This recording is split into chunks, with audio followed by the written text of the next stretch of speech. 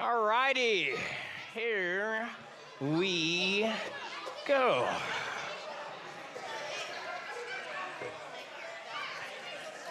Woo! Hello, everybody. All righty. So this right here is not just your any typical snake. This one right here is what kind of snake? Rattlesnake. Perfect. And we can tell because it's got that beautiful rattle at the tip of the tail. This guy right here is a western diamondback. He is a rattlesnake.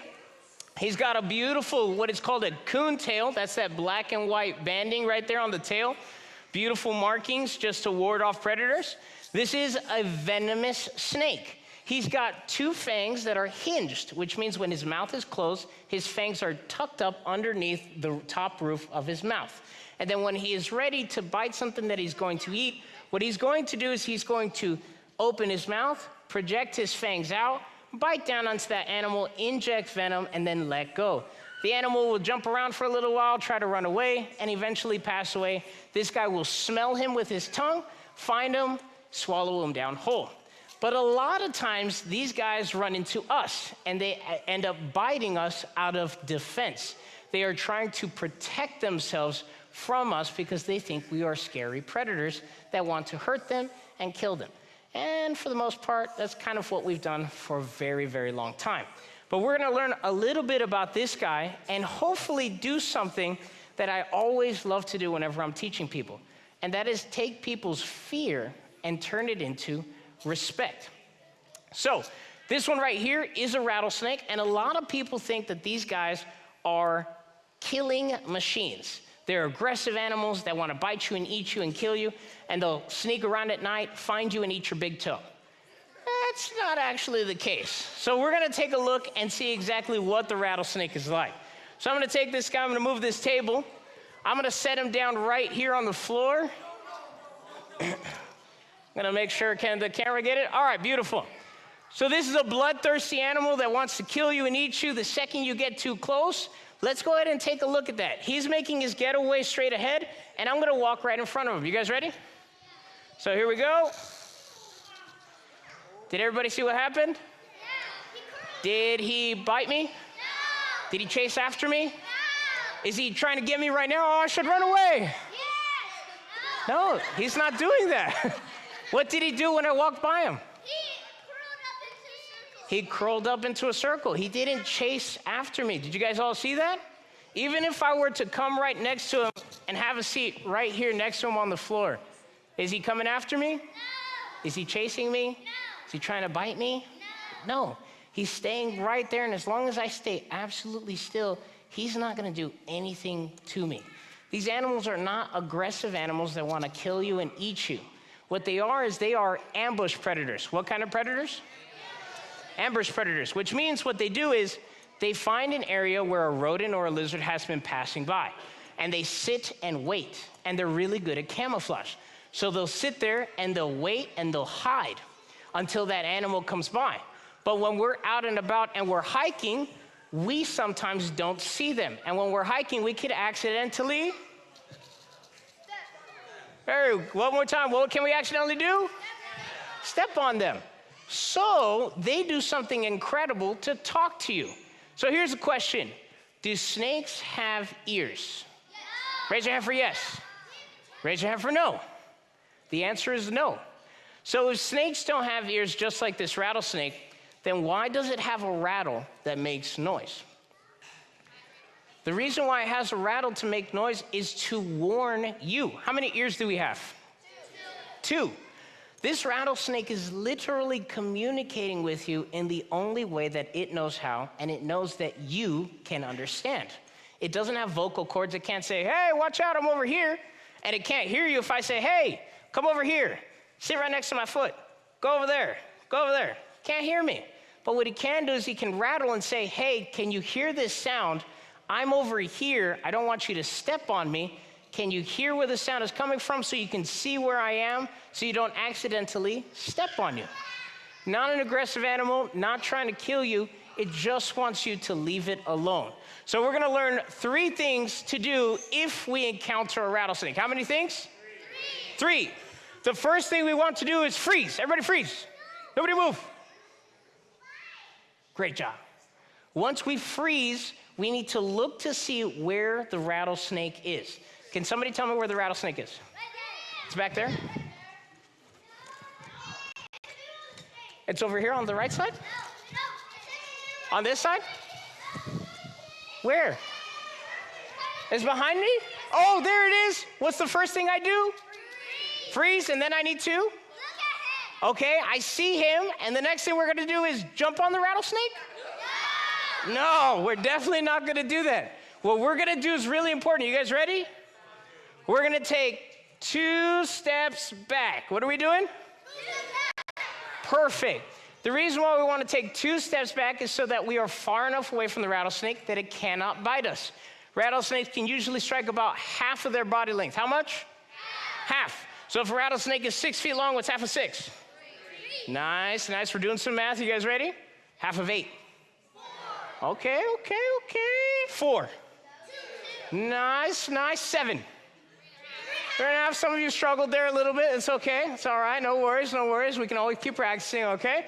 So we want to freeze, we want to look, and then we want to take 2 steps back so that we are far enough away that the animal cannot bite us.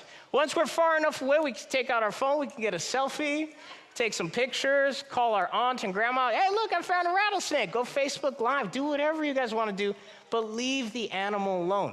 As long as you leave it alone, the animal can do what it wants to do, which is eat rodents and lizards and all sorts of other stuff, and you can leave it alone and not get bit. But sometimes we do end up getting bitten, and it happens to everybody. Most bites are to men. Yeah, not exactly the brightest. So, guys, no touchy, okay? The ladies have got it down. Majority of ladies never get bit because they don't touch it. Gentlemen, please do not touch. But sometimes we do end up getting bit, and what we need to do is we need to go to the hospital. You don't want to do anything else. You don't want to tourniquet it. You don't want to suck it out. You don't want to stab yourself and try to drain the blood, drink bleach, inject yourself with bleach. There's a lot of crazy stuff people have tried to do. Please don't do any of those things. Don't electrocute yourself. I saw a guy, not the greatest idea. He was just all fried up, okay? Venom still works, doesn't work for helping yourself. You want to get to the hospital as quickly as possible so that we can inject you inside with anti-venom.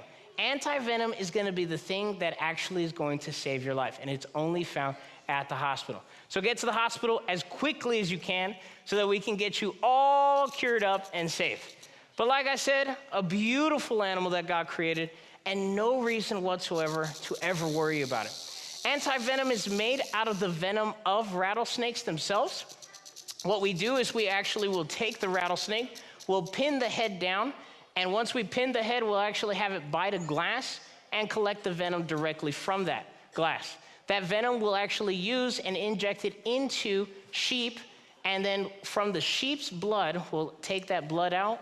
We won't kill the sheep, we just put enough that it starts creating what is called antibodies. And once we have those antibodies from the blood of that sheep, then we'll take those and actually inject it inside of you. And that is what is going to end up protecting you from the rattlesnake's venom. Hey, what's going on? I got a question. Yeah. Can you do it right now? Oh, you want me to do it here? Yeah. For all these people? I just don't want to get close, but yes. Do you guys want to see me collect some venom? Yeah? All right. Yeah, I think we could do that. Yeah, back that up. Oh, I know. Here, let me get that. You're going to get that? All right, you get that, all right? All right, I'm going to move this here. Okay. I'm going to take that glass. And I'm going to go. All right, thank you so much. Sounds good. All righty. Actually, I kind of want to see you come and zoom up to this glass itself. Yeah, you can walk a little bit closer. And I'm going to go ahead and all right, and I'm leaving. Have a good day. Pin this guy down. Please don't ever try this. Been doing this now professionally for about 11 years. So let me just get him to go over here. Get his head pinned down. Grab his tail. Ready. Yep. Hang on 1 second. All righty. Okay, let's make sure that we'll switch to the other camera. No, I'm holding him just so that he cannot hurt me. Okay, can you guys all see that? Okay, I'm gonna go ahead and do it in 3, 2, 1. Okay, and there he goes.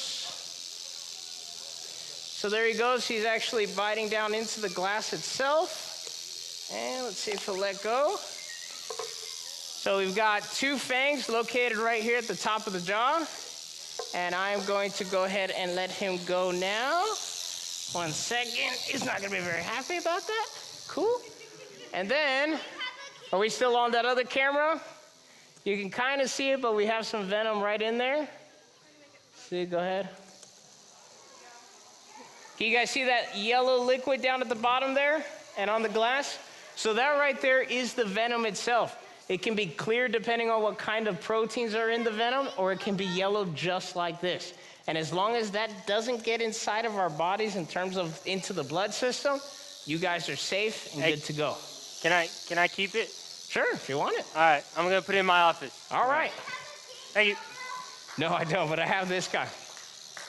So, once again, a beautiful snake, which I'm going to take back here real quick. I'm going to set him over there. Beautiful. Beautiful snake, but as I stated before, is it aggressive? No. Is it out to get you? No. It's going to chase you down and eat your big toe at night? No. They're not aggressive animals. They're not dangerous animals that want to kill you. They just want to be respected. They want to be left alone. And I think that has such an important story, especially when we talk about God's creation. In Genesis, God creates the entire world. On the 6th day, he creates all the creeping thing on the earth.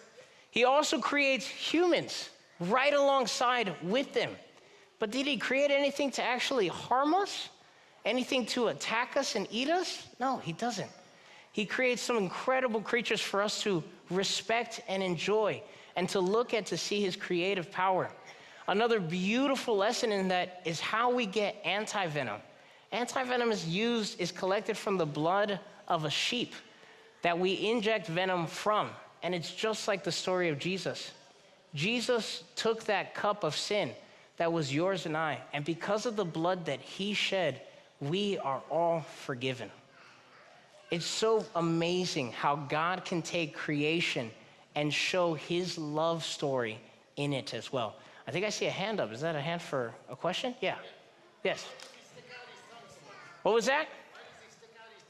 So snakes use their tongue in order to sense their environment. They have all 6 senses just like we do, except for hearing. They're missing that one.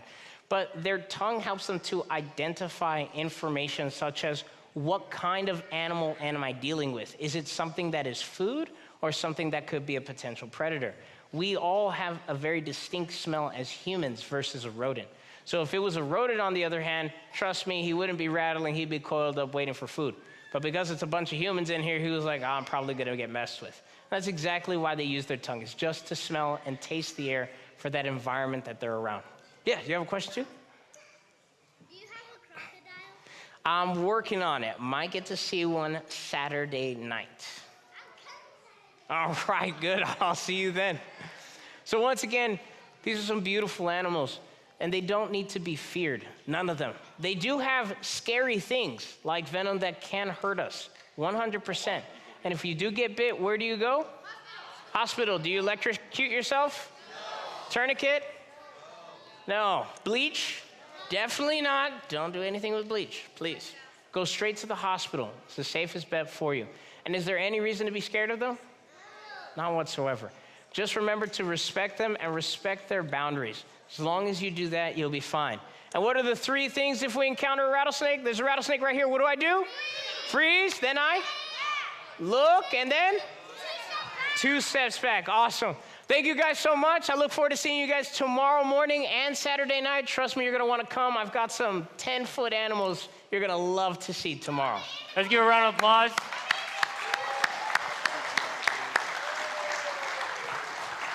Did you guys like him milking it?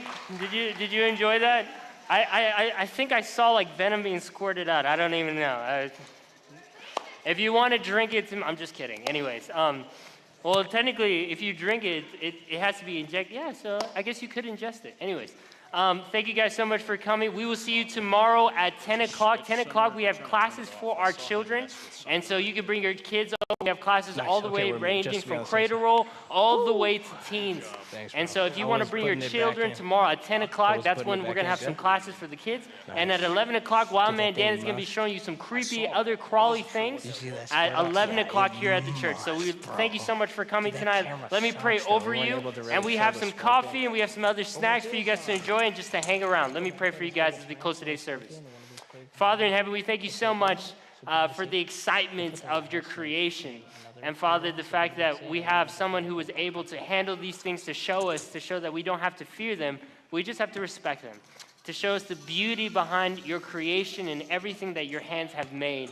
Continue to bless us and keep us. Bring us back here tomorrow at 10 o'clock so that we can continue to enjoy everything you have to offer here at our family.